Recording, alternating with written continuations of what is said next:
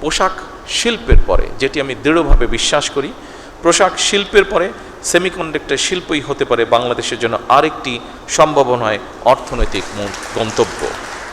সমগ্র পৃথিবী বা বিশ্ব একটা এমন সন্ধিক্ষণে দাঁড়িয়ে আছে যেখানে কৃত্রিম বুদ্ধিমত্তা, রোবোটিক্স এবং স্বয়ংক্রিয় প্রযুক্তি মিলেমিশে চতুর্থ এবং পঞ্চম শিল্প বিপ্লবের ভিত্তি রচনা করছে। কম বেশি হয়তো আমাদের একটু ধারণা আছে, বিশেষ করে আমরা যারা এই ফিল্ডে কাজ করি না, আমাদের সামগ্রিকভাবে একটি ধারণা আছে যে বর্তমানে সেমিকন্ডাক্টরটা শুধু একটা শিল্পই নয়, এটা বোধহয় খুব সম্ভবত আধুনিক সভ্যতার একটা ভিত্তি। প্রযুক্তির চরম উৎসকতার এই সময়ে মোবাইল ফোন থেকে শুরু করে কম্পিউটার, চিকিৎসা সরঞ্জাম, কৃষি প্রযুক্তি, প্রতিরক্ষা ব্যবস্থা, কৃত্রিম বুদ্ধিমত্তা, রোবোটিক্স, ডাটা সেন্টার কিংবা নবায়নযোগ্য জ্বালানি, আধুনিক কলকারখানা কিংবা মহাকাশ স্যাটেলাইট, প্রত্যেকটা ক্ষেত্রে সেমিকন্ডাক্টর অপরিহার্য। আমরা একটু আগে আমাদের একজন এই ব্যাপারে যে বিশেষজ্ঞ, ওনার বক্তব্য থেকে এটা আমরা জানতে পেরেছি। উপস্থিত সুধীবৃন্দ, 2030 সালের দিকে বিশ্বে গ্লোবাল সেমিকন্ডাক্টরের বাজার $1 ট্রিলিয়ন কাছাকাছি পৌঁছবে, এরকমই যারা এই ব্যাপারে এক্সপার্ট তারা ধারণা করছেন। তবে খুব সম্ভবত 2026 সালের মধ্যেই এই লক্ষ্যমাত্রা কাছাকাছি পৌঁছে গিয়েছে। সুতরাং এই মার্কেটে প্রবেশ করার জন্য বাংলাদেশের সামনে একটা অপার সম্ভাবনা এবং সুযোগ বিদ্যমান। আমি দৃঢ়ভাবে আশা করি 2030 সালের মধ্যে সেমিকন্ডাক্টর শিল্প থেকে রফতানি আয়ের যে লক্ষ্যমাত্রা নির্ধারণ করা হয়েছে, ইনশাল্লাহ বাংলাদেশ সেটা পূরণ করতে সক্ষম হবে।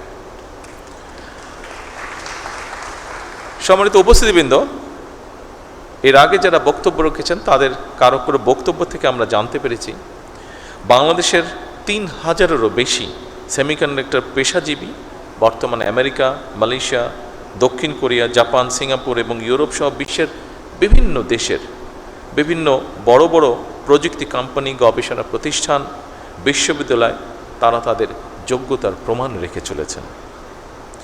ইঞ্জিনিয়ার, আর্কিটেক্ট, গবেষক, ম্যানেজার, উদ্যোক্তা হিসাবে অবদানও তারা রাখছেন। প্রবাসে বিশ্ব স্বীকৃত এই সব মেধাবীদেরকে বাংলাদেশের সমৃদ্ধির পথে আরও গভীরভাবে যুক্ত করার ব্যাপারে সরকারি বেসরকারি পর্যায় থেকে উদ্যোগ নেওয়া অত্যন্ত জরুরি। উপস্থিতিবৃন্দ, বাংলাদেশে ইতিমধ্যেই semiconductor design, verification, training, embedded system, power electronics এবং অ্যাডভান্স প্যাকেজিং এইসব ক্ষেত্রে কাজ শুরু হয়েছে। দেশের বেশ কিছু প্রতিষ্ঠান ইতিমধ্যে আন্তর্জাতিক বাজারেও প্রবেশ করেছেন।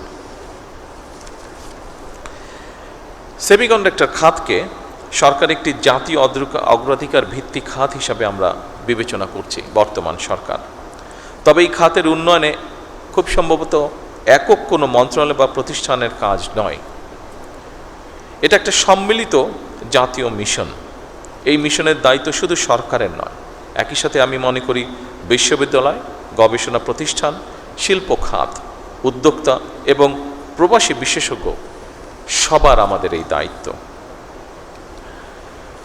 এবং সেই লক্ষ্য পূরণের জন্য বর্তমান সরকার বিশেষ করে সেমিকন্ডাক্টর শিল্পকে এগিয়ে নিতে চলতি বাজেটে, যা আপনারা রেহানের বক্তব্য থেকে এরই মধ্যে শুনেছেন, চলতি বাজেটে এই শিল্পের সঙ্গে জড়িতদের চাহিদা অনুযায়ী এই সেক্টরে যারা ইনভলভ আছেন তারা আমাদের সাথে কথা বলেছিলেন এবং তাদের প্রতি সম্মান রেখে এবং এই সেক্টরটাকে এগিয়ে নিয়ে যাবার জন্য আমরা চেষ্টা করেছি এই সেক্টরকে কিভাবে সামনে এগিয়ে নিয়ে যায় তার জন্য আমরা কতগুলো পদক্ষেপ গ্রহণ করেছি। বিশেষ করে এই বাজেটে সেমিকন্ডাক্টর শিল্প তৈরির সকল কাঁচামালের উপরে সব ধরনের ট্যাক্স বা শুল্ক প্রত্যাহার করা হয়েছে।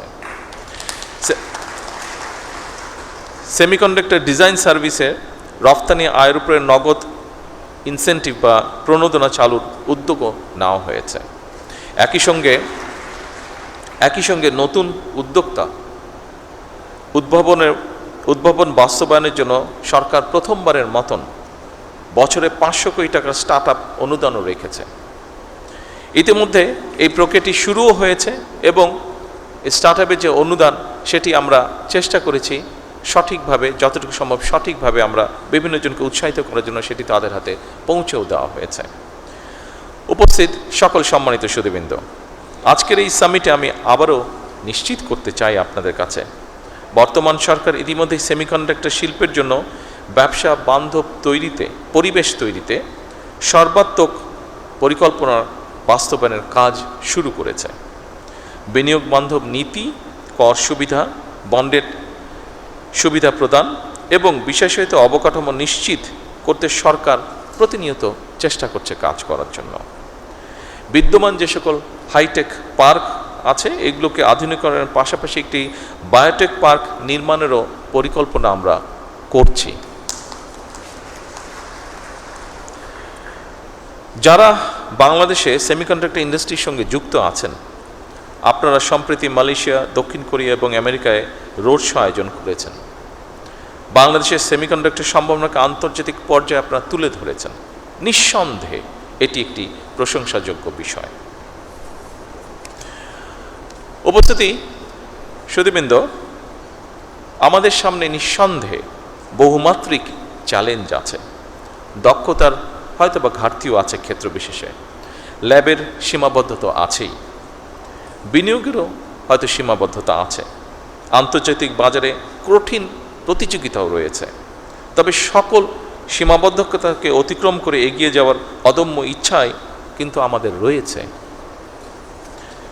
আমি আজকের এই অনুষ্ঠানে এতটুকু আপনাদেরকে বলতে চাই, আমার সরকারের অবস্থান থেকে আপনাদের সেই অদম্য ইচ্ছাকে কাঙ্ক্ষিত লক্ষ্যে পৌঁছে দেবার জন্য সাধ্য এবং সামর্থ্যের সবটুকু দিয়ে ইনশাল্লাহ বর্তমান সরকার আপনাদের পাশে রয়েছে এবং থাকবে।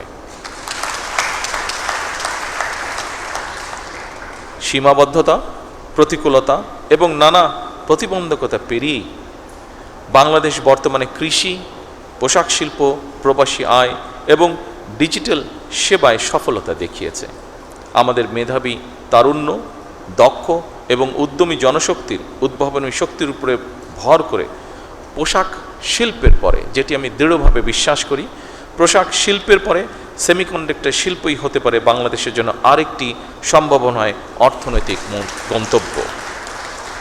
এই লক্ষ্য বাস্তবায়নে আমি সংশ্লিষ্ট মন্ত্রণালয়, সরকারি সংস্থা, বিশ্ববিদ্যালয়, শিল্প খাত, প্রবাসী পেশাজীবী এবং উন্নয়ন সহযোগীদের সমন্বিতভাবে কাজ করার জন্য বিনীত আহ্বান জানাই।